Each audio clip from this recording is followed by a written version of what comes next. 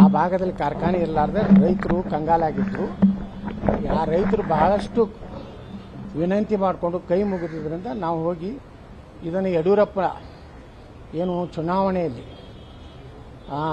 ಉಪಚುನಾವಣೆ ಏನಾಯಿತು ಚಿಂಚೋಳಿಗೆ, ಅವಾಗ ಯಡಿಯೂರಪ್ಪ ಏನು ಮಾಡಿದ್ರು, ನಾ ಸಕ್ಕರೆ ಕಾರ್ಖಾನೆ ಯಾವುದೇ ಪರಿಸ್ಥಿತಿ ಮಾಡ್ತೀನಿ ಅಂತೇಳಿ ಮಾತು ಕೊಟ್ಟರು. ನನ್ನ ಜೊತೆನೂ ಚರ್ಚೆ ಮಾಡಿದ್ರು, ಇಲ್ಲ ನೀನು ಹೇಳು ನಾವು ಮಾಡಿ ಕೊಡೋಣ ಅಂತ ಹೇಳಿದ್ರು. ಮುಂದೆ ಅಲ್ಲಿ ಡಾಕ್ಟರ್ ಅವಿನಾಶ್ ಜಾಧವ್ ಅವರ ಚುನಾವಣೆಯಲ್ಲಿ ನಾವು ಭರವಸೆ ಕೊಟ್ಟಿವಿ. ಅದೇ ಯಡಿಯೂರಪ್ಪ ಚುನಾವಣೆಯಲ್ಲಿ ಗೆದ್ದ ಮೇಲೆ ಅದೇ ಡಾಕ್ಟರ್ ಅವಿನಾಶ್ ಜಾಧವ್ ಅವರು ಈಗ ನೀವು ಮಾತು ಕೊಟ್ಟಿದ್ದೀರಿ ಅದರಂತೆ ಅದನ್ನು ಮಾಡಬೇಕಂತ ಹೇಳಿ ವಿನಂತಿ ಮಾಡಿಕೊಂಡಾಗ ಚುನಾವಣೆಯಲ್ಲಿ ಅಂತ ಎಲ್ಲ ಆಶ್ವಾಸನೆ ಕೊಡಬೇಕಾಗ್ತದೆ, ಕೊಟ್ಟಿದ್ದೇನೆ ಹೋಗಯ್ಯ ಹೋಗುತ್ತೇಳಿ ಅವನು ವಾಪಸ್ ಕಳಿಸೋರು. ಅವಾಗ ಅನಿವಾರ್ಯ ಬತ್ತು, ಇಷ್ಟು ರೈತರು ಇದು ಕಂಗಾಲಾಗ್ಯಾರ ಅಂದ್ರೆ ನಾವು ಮಾಡಬೇಕು ಅಂತೇಳಿ ನಾವು ಆಕ್ಷನ್ದಲ್ಲಿ ತೊಗೊಂಡು ನಾವು ಸಹಕಾರ ಕ್ಷೇತ್ರದಲ್ಲಿ ಮಾಡೀವಿ. ನಾನು ಇಷ್ಟೇ ಹೇಳಕ್ಕೆ ಬಯಸ್ತಾ ಇದ್ದೀನಿ, ಕಾರ್ಖಾನೆಗಳು ಉಳಿಬೇಕು. ಬರೇ ನಾವು ಅಷ್ಟು ಕೊಡಿ ಇಷ್ಟು ಕೊಡಿ ಅಂತ ಹೇಳಿ ಏನೋ ಯಾವುದೋ ಮಹಾಶಯರು ಮಹಾಪ್ರಭುಗಳು ಮತ್ತು ಮಹಾ ತತ್ವಜ್ಞಾನಿಗಳು ಮಹಾವಿಜ್ಞಾನಿಗಳು ಅಂತಾರಾಷ್ಟ್ರೀಯ ವಿಜ್ಞಾನಿಗಳು 14,500 ರೂಪಾಯಿ ಒಂದು ಟನ್ನಿಗೆ ಕಾರ್ಖಾನೆಗೆ ಬರ್ತದೆ ಅಂತ ಹೇಳ್ತಾರೆ. ಚರ್ಚೆ ಇದೆ. ನಮಗೇನೂ ಬೇಡ, 10,000 ರೂಪಾಯಿ ಅವರೇ ಇಟ್ಕೊಳ್ಳಿ, ನಮಗೆ ಕಬ್ಬಿನ ಬಿಲ್ ಅವರೇ ಕೊಡಲಿ, ಎಲ್ಲ ಕೊಡಲಿ. ನಮ್ಮ ಕಾರ್ಖಾನೆಗೆ ಬಾಡಿಗೆ ಒಂದು ಟನ್ನಿಗೆ 4,500 ಕೊಡಲಿ, ಸಾಕು. ಅವ್ರಿಗೇ ಇವತ್ತೇ ನಾನು ಆ ಕಾರ್ಖಾನೆಯನ್ನು ಹ್ಯಾಂಡ್ ಓವರ್ ಮಾಡ್ತೀನಿ. ಅವರೆಲ್ಲ ನಾವು ಹೆಂಗೆ ಆಸ್ತಿ ನಮ್ಮದೆಲ್ಲ ಬರೆದಿಟ್ಟು ಸಾಲ ತೊಗೊಂಡಿವಲ್ಲ, ಅವ್ರು ಯಾರ್ಯಾರು ಮಹಾನ್ ತತ್ವಜ್ಞಾನಿಗಳು, ಅರ್ಥಶಾಸ್ತ್ರಜ್ಞರು ಮತ್ತು ಜಗತ್ನಾಗಿರ್ಲಾರಂತಹ ಒಂದು ಲೆಕ್ಕ ಮಾಡ್ಯಾರಲ್ಲ, ಅದನ್ನು ನೋಡಿಬಿಟ್ರೆ ತೀರಾ ಅದ್ಭುತ ಅನ್ನಿಸ್ತದೆ. 90% ಸಕ್ಕರೆ ಫ್ಯಾಕ್ಟರಿ ಹೋಗುತ್ತೆ, 10% ರೈತರಿಗೆ ಬರುತ್ತೆ ಅಂತ. 90% ಇದ್ರೆ ಎಷ್ಟು ಸಕ್ಕರೆ ಕಾರ್ಖಾನೆಗಳು ಇವತ್ತು ಲಾಭದಾಗ ನಾವು. ಆ ಭಾಗದಲ್ಲಿ ಕಾರ್ಖಾನೆ ಇರಲಾರ್ದೆ ರೈತರು ಕಂಗಾಲಾಗಿದ್ದರು.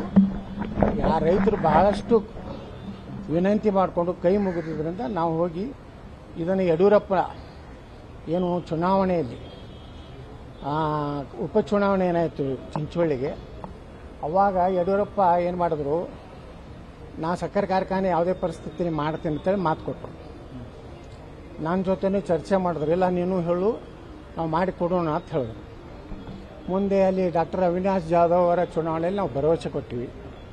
ಅದೇ ಯಡಿಯೂರಪ್ಪ ಚುನಾವಣೆಯಲ್ಲಿ ಗೆದ್ದ ಮೇಲೆ ಅದೇ ಡಾಕ್ಟರ್ ಅವಿನಾಶ್ ಜಾಧವ್ ಅವರು ಈಗ ನೀವು ಮಾತು ಕೊಟ್ಟಿದ್ದೀರಿ ಅದರಂತೆ ಅದನ್ನು ಮಾಡಬೇಕಂತ ಹೇಳಿ ವಿನಂತಿ ಮಾಡಿಕೊಂಡಾಗ ಚುನಾವಣೆಯಲ್ಲಿ ಅಂತ ಎಲ್ಲ ಆಶ್ವಾಸನೆ ಕೊಡಬೇಕಾಗ್ತದೆ, ಕೊಟ್ಟಿದ್ದೇನೆ ಹೋಗಯ್ಯ ಹೋಗುತ್ತೇಳಿ ಅವನು ವಾಪಸ್ ಕಳಿಸೋರು.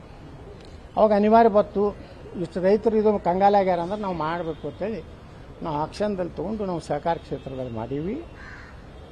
ನಾನು ಇಷ್ಟೇ ಹೇಳಕ್ಕೆ ಬಯಸ್ತಾ ಇದ್ದೀನಿ, ಕಾರ್ಖಾನೆಗಳು ಉಳಿಬೇಕು.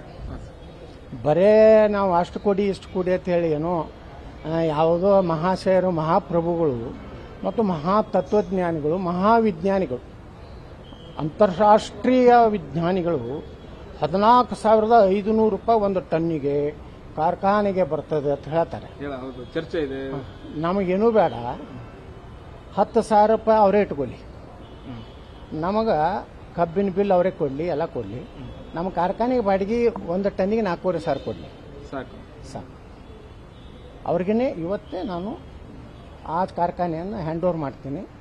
ಅವರೆಲ್ಲ ನಾವು ಹೆಂಗೆ ಆಸ್ತಿ ನಮ್ಮದೆಲ್ಲ ಬರೆದಿಟ್ಟು ಸಾಲ ತೊಗೊಂಡಿವಲ್ಲ, ಅವ್ರು ಯಾರ್ಯಾರು ಮಹಾನ್ ತತ್ವಜ್ಞಾನಿಗಳು